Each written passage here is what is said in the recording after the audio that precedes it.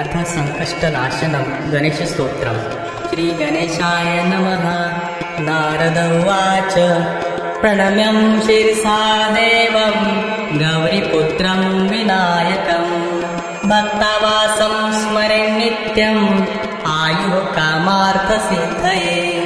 प्रथमं वक्रतुण्डञ्च एकदन्तं द्वितीयकं तृतीयं कृष्णपिङ्गाक्षं गजवक्त्रं चतुर्थकं लम्बोदरं पञ्चमं च षष्ठं विकटमेव च सप्तमं विघ्नराजं च धूम्रवर्णं तथाष्टमं नवमं बालचन्द्रं च दशमं तु विनायकम् एकादशं गणपतिं द्वादशं तु गजाननं द्वादशैतानि नामानि त्रिसन्ध्यं यः पठेन्नरः न च विघ्नभयं तस्य सर्वसिद्धिकरं प्रभो। विद्यार्थी लभते विद्यां धनार्थी लभते धनं पुत्रार्थी लभते पुत्रान् मोक्षार्थी लभते गतिं। जपेद गणपतिस्तोत्रं षडभिर्मासः फलं लभे संवत्सरेण सिन्धुं च लभते नात्र संशयः। अष्टभ्यो ब्राह्मणेभ्यश्च लिखित्वा यः समर्पयेत् तस्य विद्या भवेत् सर्वा गणेशस्य प्रसादतः। इति श्रीनारदपुराणे संकष्टनाशनं गणेशस्तोत्रं सम्पूर्णम्। अथ संकष्टनाशनं गणेशस्तोत्रम्। श्रीगणेशाय नमः। नारद उवाच प्रणम्यं शिरसा देवं गौरीपुत्रं विनायकं भक्तावासं स्मरे नित्यम् आयुः कामार्थसिद्धये। प्रथमं वक्रतुण्डं च एकदन्तं द्वितीयकं तृतीयं कृष्णपिङ्गाक्षं गजवक्त्रं चतुर्थकं लम्बोदरं पञ्चमं च षष्ठं विकटमेव च सप्तमं विघ्नराजं च धूम्रवर्णं तथाष्टमं नवमं बालचन्द्रं च दशमं तु विनायकम् एकादशं गणपतिं द्वादशं तु गजाननं द्वादशैतानि नामानि त्रिसन्ध्यं यः पठेन्नरः न च विघ्नभयं तस्य सर्वसिद्धिकरं प्रभो। विद्यार्थी लभते विद्यां धनार्थी लभते धनं पुत्रार्थी लभते पुत्रान् मोक्षार्थी लभते गतिं। जपेद गणपतिस्तोत्रं षडभिर्मासः फलं लभे संवत्सरेण सिन्धुं च लभते नात्र संशयः। अष्टभ्यो ब्राह्मणेभ्यश्च लिखित्वा यः समर्पयेत् तस्य विद्या भवेत् सर्वा गणेशस्य प्रसादतः। इति श्रीनारदपुराणे संकष्टनाशनं गणेशस्तोत्रं सम्पूर्णम्। अथ संकष्टनाशनं गणेशस्तोत्रम्। श्रीगणेशाय नमः। नारद उवाच प्रणम्यं शिरसा देवं गौरीपुत्रं विनायकं भक्तावासं स्मरे नित्यम् आयुः कामार्थसिद्धये।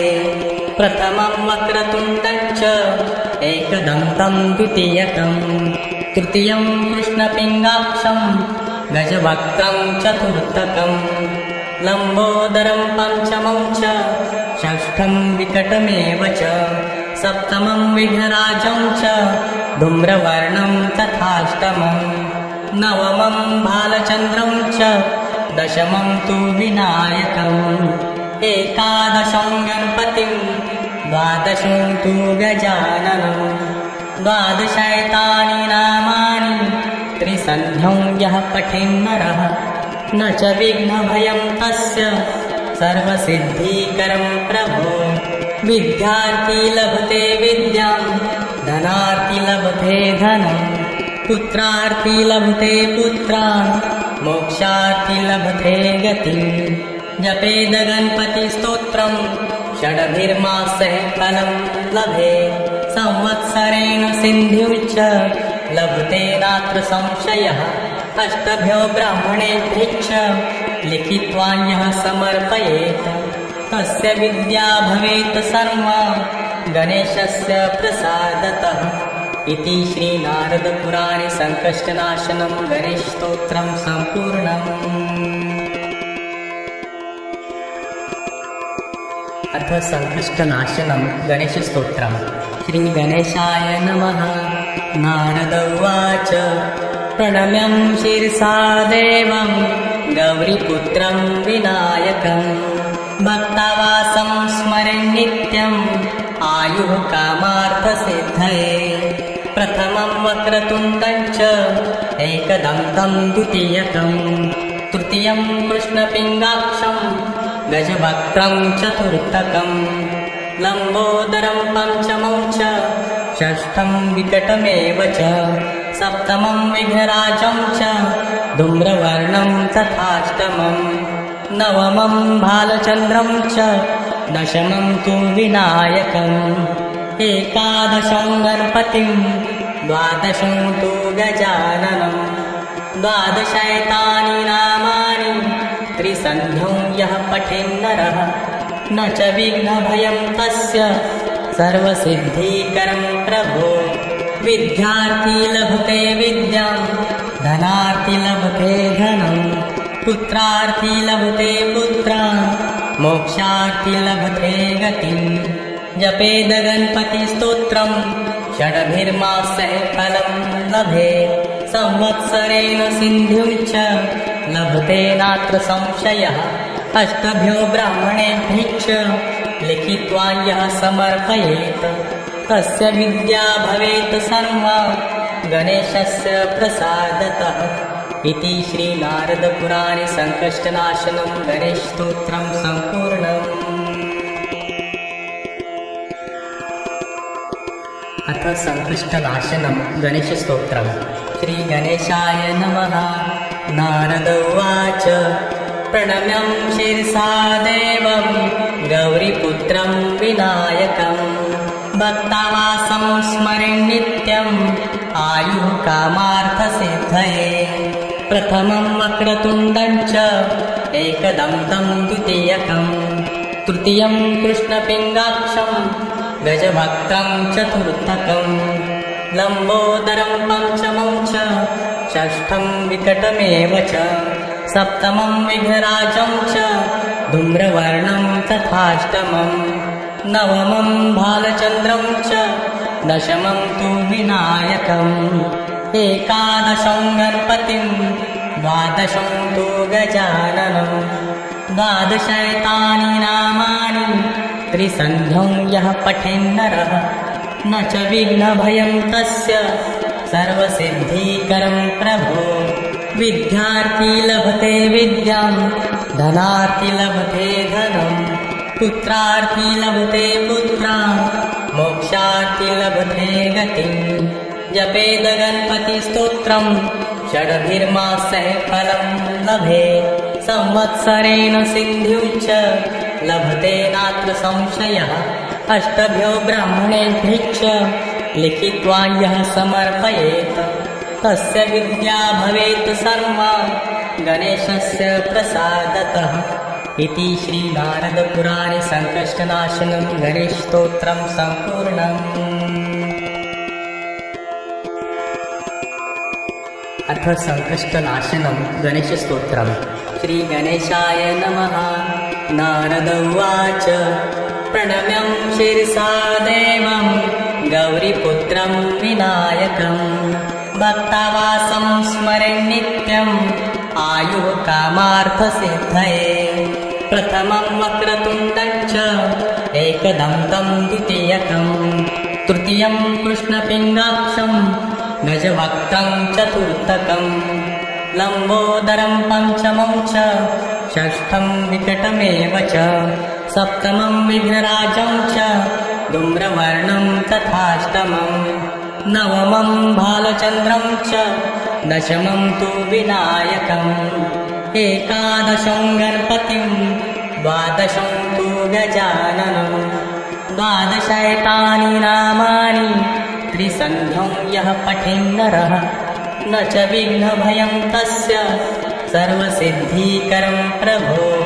विद्यार्थी लभते विद्यां धनार्थी लभते धनं पुत्रार्थी लभते पुत्रान् मोक्षार्थी लभते गतिं। जपेद गणपतिस्तोत्रं षड्भिर्मासैः फलं लभे संवत्सरेण सिद्धिञ्च लभते नात्र संशयः। अष्टभ्यो ब्राह्मणेभ्यश्च लिखित्वा यः समर्पयेत् तस्य विद्या भवेत् सर्वा गणेशस्य प्रसादतः। इति श्रीनारदपुराणे सङ्कष्टनाशनं गणेशस्तोत्रं सम्पूर्णम्। अथ सङ्कष्टनाशनं गणेशस्तोत्रम्। श्रीगणेशाय नमः। नारद उवाच प्रणम्यं शिरसा देवं गौरीपुत्रं विनायकं भक्तावासं स्मरे नित्यम् आयुः कामार्थसिद्धये। प्रथमं वक्रतुण्डं च एकदन्तं द्वितीयकं तृतीयं कृष्णपिङ्गाक्षं गजवक्त्रं चतुर्थकं लम्बोदरं पञ्चमं च षष्ठं विकटमेव च सप्तमं विघ्नराजं च धूम्रवर्णं तथाष्टमं नवमं बालचन्द्रं च दशमं तु विनायकम् एकादशं गणपतिं द्वादशं तु गजाननं द्वादशैतानि नामानि त्रिसन्ध्यं यः पठेन्नरः न च विघ्नभयं तस्य सर्वसिद्धिकरं प्रभो। विद्यार्थी लभते विद्यां धनार्थी लभते धनं पुत्रार्थी लभते पुत्रान् मोक्षार्थी लभते गतिं। जपेद गणपतिस्तोत्रं षड्भिर्मासैः फलं लभे संवत्सरेण सिद्धिञ्च लभते नात्र संशयः। अष्टभ्यो ब्राह्मणेभ्यश्च लिखित्वा यः समर्पयेत् तस्य विद्या भवेत् सर्वा गणेशस्य प्रसादतः। इति श्रीनारदपुराणे सङ्कष्टनाशनं गणेशस्तोत्रं सम्पूर्णम्। अथ सङ्कष्टनाशनं गणेशस्तोत्रम्। श्रीगणेशाय नमः। नारद उवाच प्रणम्यं शिरसा देवं गौरीपुत्रं विनायकं भक्तावासं स्मरे नित्यम् आयुः कामार्थसिद्धये।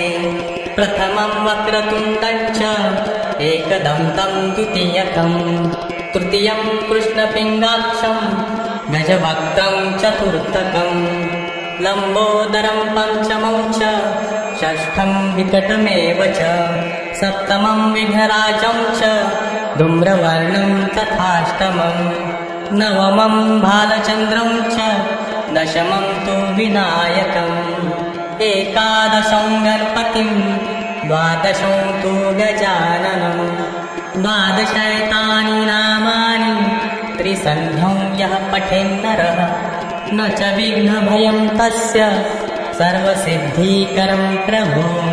विद्यार्थी लभते विद्यां धनार्थी लभते धनं पुत्रार्थी लभते पुत्रान् मोक्षार्थी लभते गतिं। जपेद गणपतिस्तोत्रं षड्भिर्मासैः फलं लभे संवत्सरेण सिद्धिञ्च लभते नात्र संशयः। अष्टभ्यो ब्राह्मणेभ्यश्च लिखित्वा यः समर्पयेत् तस्य विद्या भवेत् सर्वा गणेशस्य प्रसादतः। इति श्रीनारदपुराणे सङ्कष्टनाशनं गणेशस्तोत्रं सम्पूर्णम्।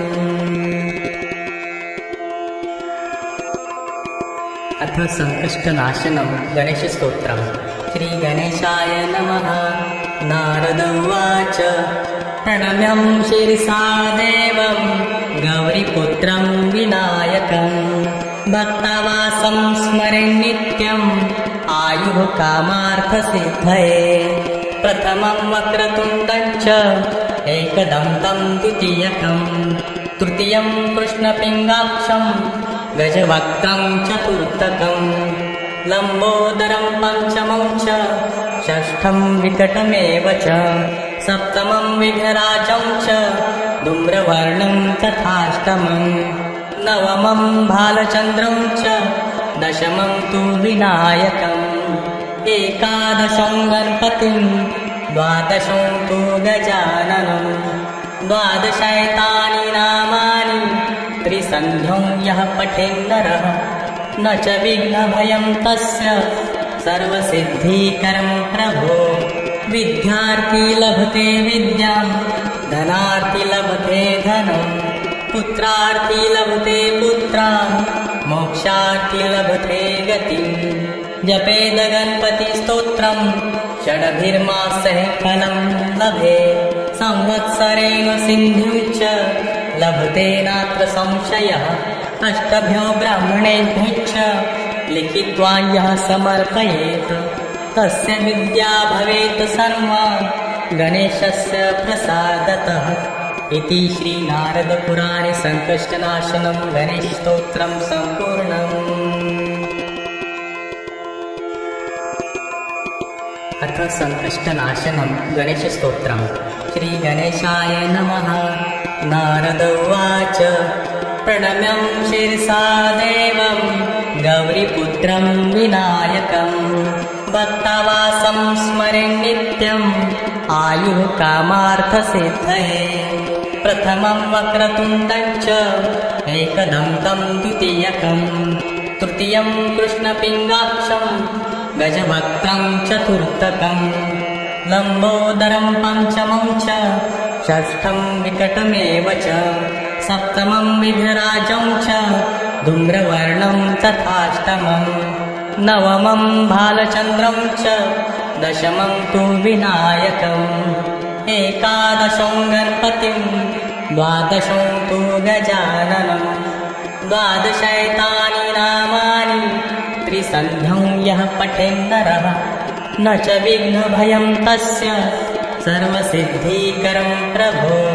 विद्यार्थी लभते विद्यां धनार्थी लभते धनं पुत्रार्थी लभते पुत्रान् मोक्षार्थी लभते गतिं जपेद गणपतिस्तोत्रं षडभिर्मासः फलं लभे संवत्सरेण सिन्धुं च लभते नात्र संशयः अष्टभ्यो ब्राह्मणेभ्यश्च लिखित्वा यः समर्पयेत् तस्य विद्या भवेत् सर्वा गणेशस्य प्रसादतः इति श्रीनारदपुराणे सङ्कष्टनाशनं गणेशस्तोत्रं सम्पूर्णम्। अथ सङ्कष्टनाशनं गणेशस्तोत्रं श्रीगणेशाय नमः।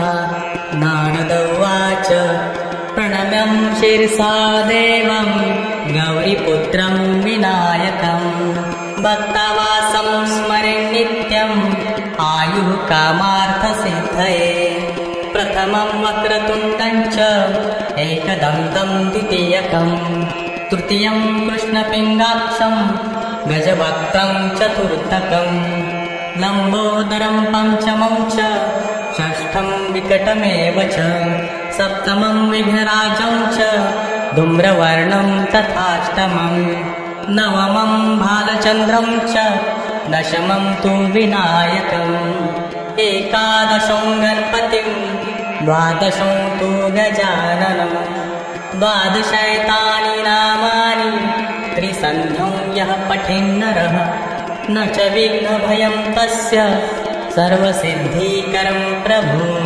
विद्यार्थी लभते विद्यां धनार्थी लभते धनं पुत्रार्थी लभते पुत्रान् मोक्षार्थी लभते गतिं जपेद गणपतिस्तोत्रं षडभिर्मासः फलं लभे संवत्सरेण सिन्धुं च लभते नात्र संशयः अष्टभ्यो ब्राह्मणेभ्यश्च लिखित्वा यः समर्पयेत् तस्य विद्या भवेत् सर्वा गणेशस्य प्रसादतः इति श्रीनारदपुराणे सङ्कष्टनाशनं गणेशस्तोत्रं सम्पूर्णम्।